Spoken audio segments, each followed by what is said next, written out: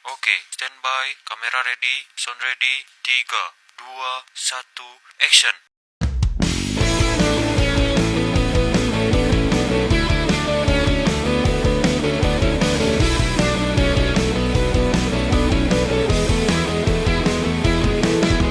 Waktu berlalu takkan menunggu, bersama mentari berlari meraih mimpi.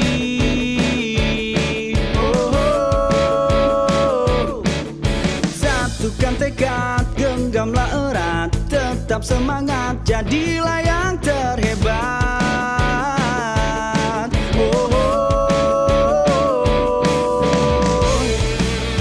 Tak perlu lama menunggu, yang bukan jawaban. Genggamlah tanganku ini, melangkahlah dengan pasti, bersatu membahu raih semua mimpi kita. Ya, baru. Ya. Pull. Oh. Ya. Ya.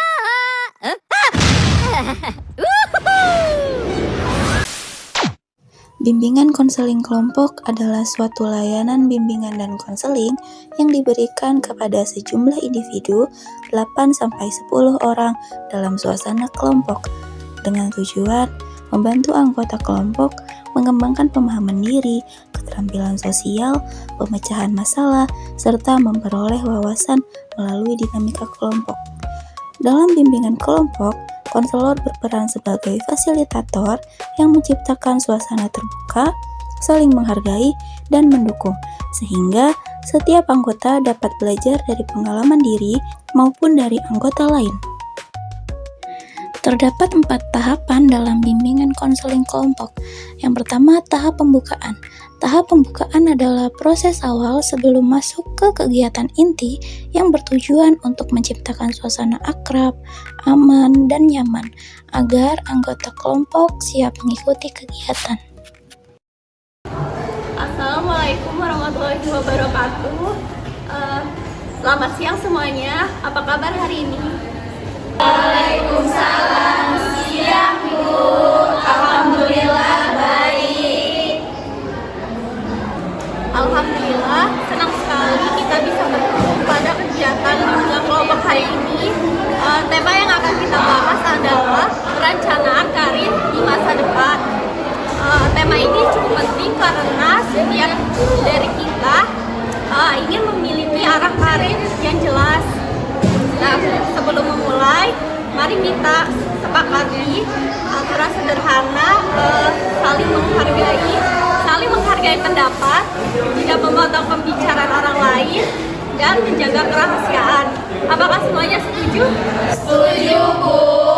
Perkenalkan, nama Ibu Elisa. Saya adalah guru BK yang akan mendampingi kalian semua. Sebelumnya, saya adalah lulusan BK dari Universitas Indraprasta PGRI. Saya tinggal di daerah Lubangbuaya.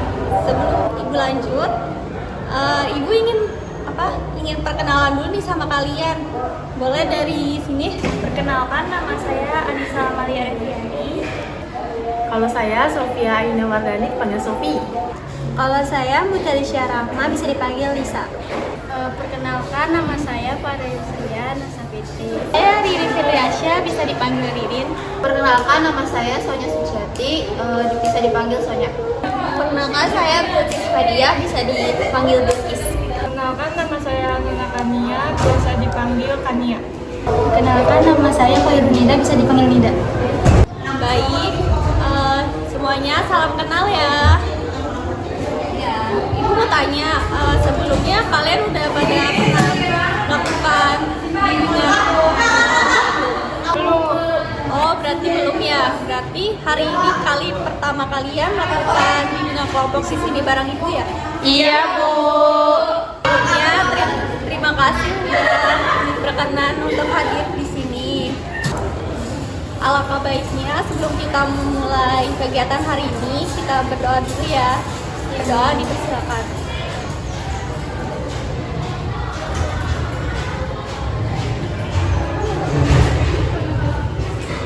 berdoa selesai. Biar kegiatan hari ini makin seru, Ibu ada satu permainan nih. Jadi permainannya itu adalah tepuk konsentrasi. Tata cara bermainnya yaitu yang pertama kalian rapatkan tangan kiri dan kanan dengan tangan kanan berada di atas tangan kiri, lalu menjadi tepukan pertama. Yang kedua, tangan teman sebelah kanan kita tepuk menjadi tepukan kedua setelah tepukan pertama pada tangan kita. Yang ketiga, kita balik seperti awal untuk menjadi tepukan pertama yang berada pada tangan kita. Dan yang terakhir, kita tepuk tangan teman kita sebelah kiri untuk menjadi tepukan ketiga. Jadi jika dipraktekkan menjadi 1-2 tengah kanan dan 1-3 tengah kiri seperti di contoh video. Kalian paham nggak? Paham. Kalian udah siap? Siap. 1, 2, 3, 4 pisang, pisangku belum masak, masak sebiji digulung bari-bari, mangga lepok, masak sayur bengkok dimakan api, apinya sesurupan, bengkok dimakan api, apinya sesurupan. Mau lagi nggak ice breakingnya? Mau. Ya udah, sekarang diganti pakai lirik O ya. Oke, Bu. 3. Orang berkotong, kosong bolong motong, motong bojo, bolong bolong bolong bolong bolong bolong motong bolong bolong mobil makan rokok.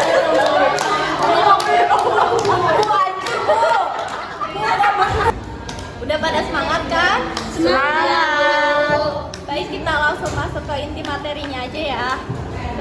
Baik. Selanjutnya ada tahap peralihan. Tahap peralihan adalah fase transisi dari tahap pembukaan menuju tahap kegiatan di mana anggota kelompok mulai menyesuaikan diri dengan dinamika kelompok, menguji peran, serta menumbuhkan keberanian untuk lebih terbuka. Bagus, terima kasih.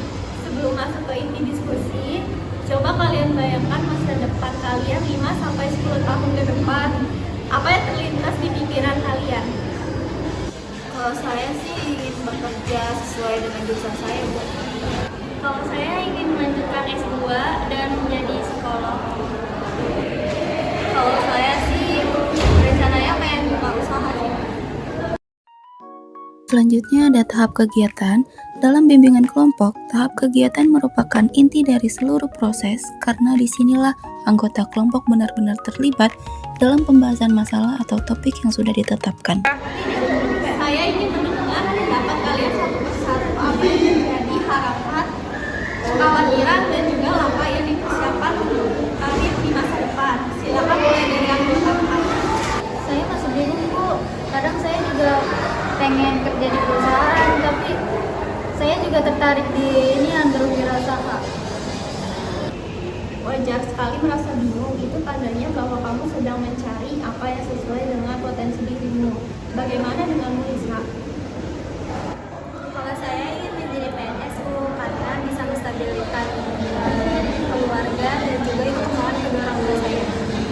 Bagus, itu salah satu pilihan realistis. Tapi jangan lupa untuk mempersiapkan diri dengan keterampilan tambahan. Kalau saya pengen kerja di luar negeri, Bu, tapi masih bingung apakah saya mampu bersaing atau tidak. Keraguan itu ada, tapi bisa diatasi dengan memperkuat kemampuan bahasa dan juga membangun jaringan. Saya ingin bekerja di bidang kreatif seperti desain grafis atau konten digital. Itu peluang besar di era digital. Tantangannya adalah bagaimana kamu terus mengasah portofolio. Kalau saya ingin menjadi pengusaha sosial, Bu, agar saya bisa dapat membantu orang lain. Cita-cita mulia, ingat bahwa setiap karir bukan hanya soal materi, tapi juga nilai kebermanfaatan. Kalau saya masih belum punya gambaran yang jelas, Bu, rasanya semua masih kabur. Tidak apa-apa, justru di sini kita belajar bersama untuk menentukan arah. Perlu waktu untuk eksplorasi. Dari pendapat kalian terlihat bahwa setiap orang punya tujuan yang berbeda. Ada yang ingin bekerja sesuai jurusan, melanjutkan studi, ataupun menjadi PNS, berwirausaha, bekerja dan di luar negeri, sehingga yang masih mencari arah. Kuncinya ada pada perencanaan yang matang, seperti mengenali minat, mengembangkan potensi, dan juga menyusun langkah nyata. Ingat, masa depan bukan hanya ditentukan oleh keadaan, tetapi oleh persiapan yang kita mulai.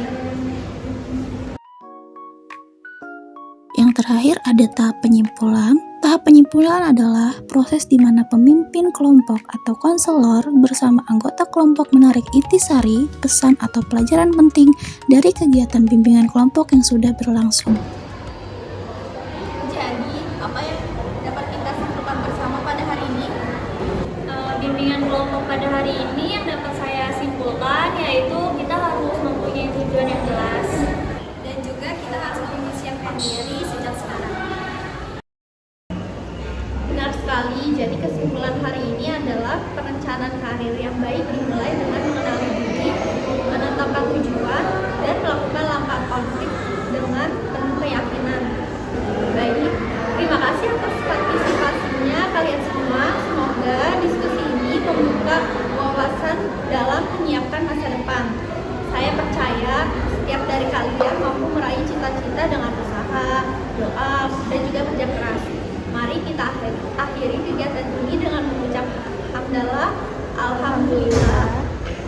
Sekian dari Ibu. Assalamualaikum warahmatullahi wabarakatuh. Waalaikumsalam warahmatullahi wabarakatuh.